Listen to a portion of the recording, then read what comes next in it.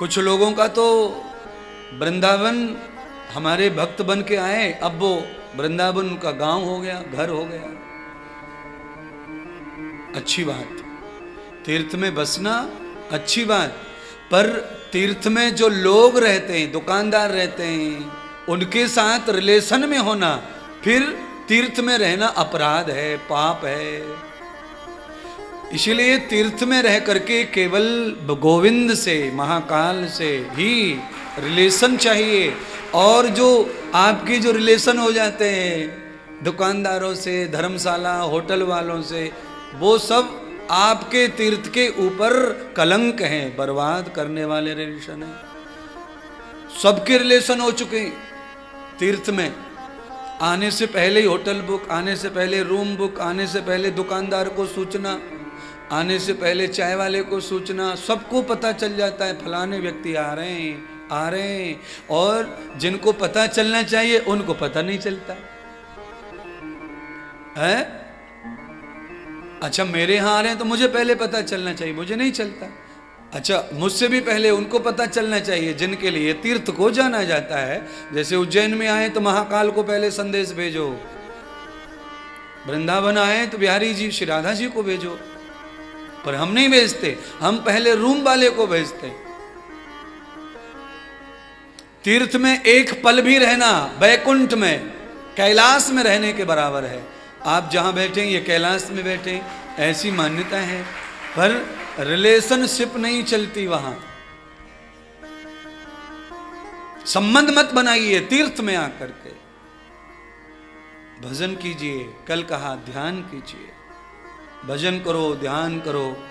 और जितने दिन तीर्थ में उतने दिन अपने गुरु गोविंद से मजबूत बनो, रिश्ते बनाओ, मजबूती करो खुद की। अरे बीच में गुरु शिष्य के अंदर भी अविश्वास पैदा होता है, गुरु शिष्य के अंदर भी कोई दोष पैदा होते हैं, उनको समाप्त करने के लिए तीर्थ है। हम तो पहले से लोगों को तीर्थ करा रहे हैं, पर पहले केवल महाराष्ट्र को सौभाग्य मिलता था, अब पूरे देश को मिलता है। अब फर्क है, क्योंकि सब चीजों का विस्तार है, अभी विस्तार हुआ है, लोगों का प्यार मिलता है,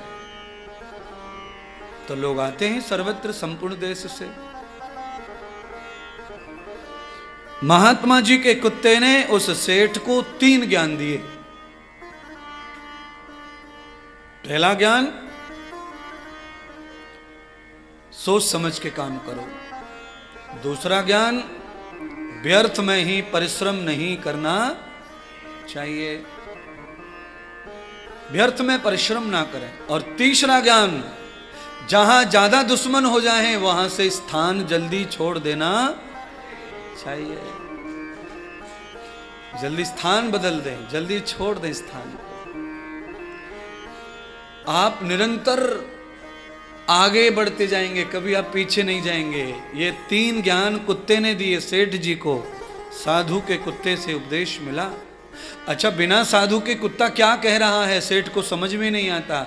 इसीलिए दुनिया का कोई भी संकेत समझना है तो बीच में साधु होना यानी गुरु होना जरूरी है। अच्छा बोलो, ये सेठ जी का समाधान कैसे होता? ये कुत्ता भौंक रहा है गाड़ी के ऊपर, अब दे तू सोचता रहे, सेठ जी जिंदगी भर सोच ले, कभी समाधान नहीं मिलता कि ये कुत्ता गाड़ियों पे क्यों भौंकता है, क्या ले लिया गाड़ियों ने इसका। अपना अपना लोग निर्णय करते रहते हैं, अलग अलग प्रकार से अलग अलग सोचते हैं लोग।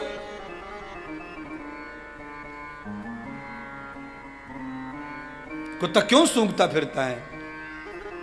और कुत्ता जहां पर ज्यादा कुत्तों के बीच में फंस जाता है, कुत्ता वहां से पूंछ दबा के चुप होकर के, परेशान होकर, दुखी होकर क्यों भागता है? ये कुत्ता कौन बताएगा? ये कोई गुरु बताएंगे, कोई अनुभवी बताएंगे, कोई महात्मा बताएंगे, कोई संत जीवन में आएंगे वो बताएंगे। इसीलिए आप सभी सेठ साहूकार हैं, आप सभी सेठ हैं हमारे लिए। इसीलिए आपको चाहिए कि आप जब भी गुरुदेव के पास आएं तो आप अपने मन की शंका का समाधान जरूर करें।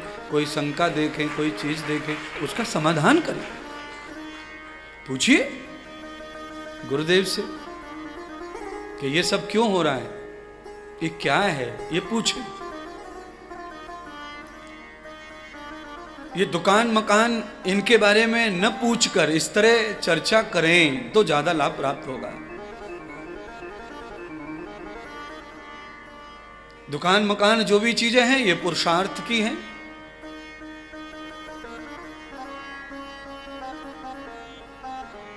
पर ज्ञान पुरुषार्थ का नहीं है बंधु।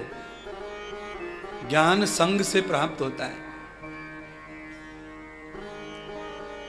शराबी का संग कर लो, बिना पूछे ही सबरी टीचिंग कर देता है वो, बिना पूछे। आप पूछो ही मत कुछ, संग करो, आपको अनुभव सारा ज्ञान खुद ही हो जाएगा।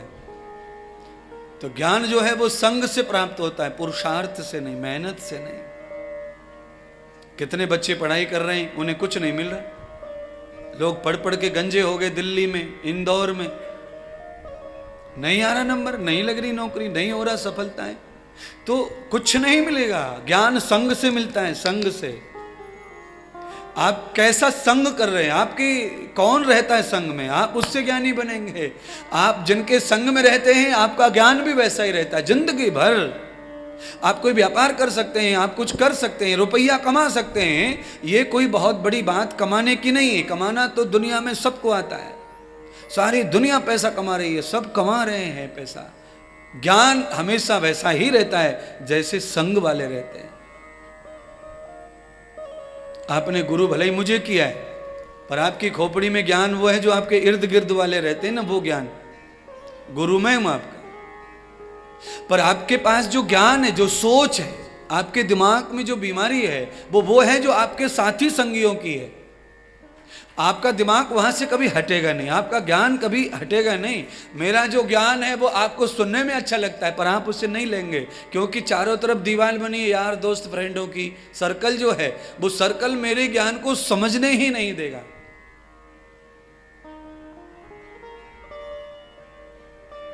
क्योंकि आप यहां तो 3 घंटे बैठे हैं, इसके बाद आप कहां जाएंगे? अपने उसी सर्कल में जाएंगे जो आपके दिमाग में अपने हैं, उनके सर्कल में आप बैठेंगे। और आप यहाँ से उठेंगे, फिर आप मिल के जाते हैं। जो जो हमारे सर्कल में होता है ना, वो सब मिल के जाते हैं कैंटीन में चाय पीने, नाश्ता करने, आगे चाय पीने, नाश्ता करने, पीछे नदी पे सर्कल, जो सर्कल के लोग हैं वो ही जाएंगे टोली बना के, ग्रुप बना के। तो अब नदी राम कुंड पे जाएं, नरसिंह घाट पे जाएं, वहां भी हम अपने संग में ही जा रहे हैं। तो आपके सारे के सारे अपराध, पाप, कुविचार भी संग जा रहे हैं। वहां जाके भी कोई लाभ मिलने वाला, कोई लाभ नहीं मिलेगा। बोलिए। आप सुबह जब शिवलिंग अर्चन विसर्जन को जाते हैं तब मेरे संग जाते हैं। अच्छा, मेरे संग जाते हैं तो अपने आप ओम नमः शिवाय निकलता है कि नहीं? और आप खुद से जा रहे हैं तो क्या निकलता है? चलो बताओ ईमानदारी से, बताओ, मैं सोच लो, अपने दिमाग में सोचो क्या निकलता है। जब आप 4 लोग मिलके जाते हैं यहां वहां वहां, तो निकलता क्या है? ओम नमः शिवाय तो नहीं निकलता। संग का ये प्रभाव है। इसीलिए भक्ति हो, ज्ञान हो, विकास हो, आनंद हो, सुख हो, पुण्य हो, ये संग के कारण मिलता है।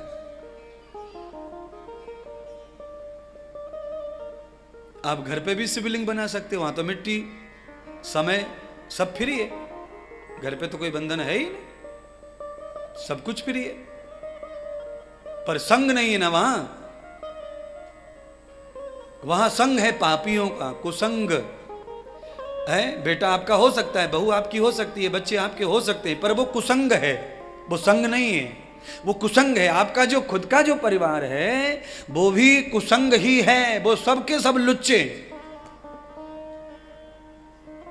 अरे बाप रे गुरुजी, आप क्या बोल रहे हैं?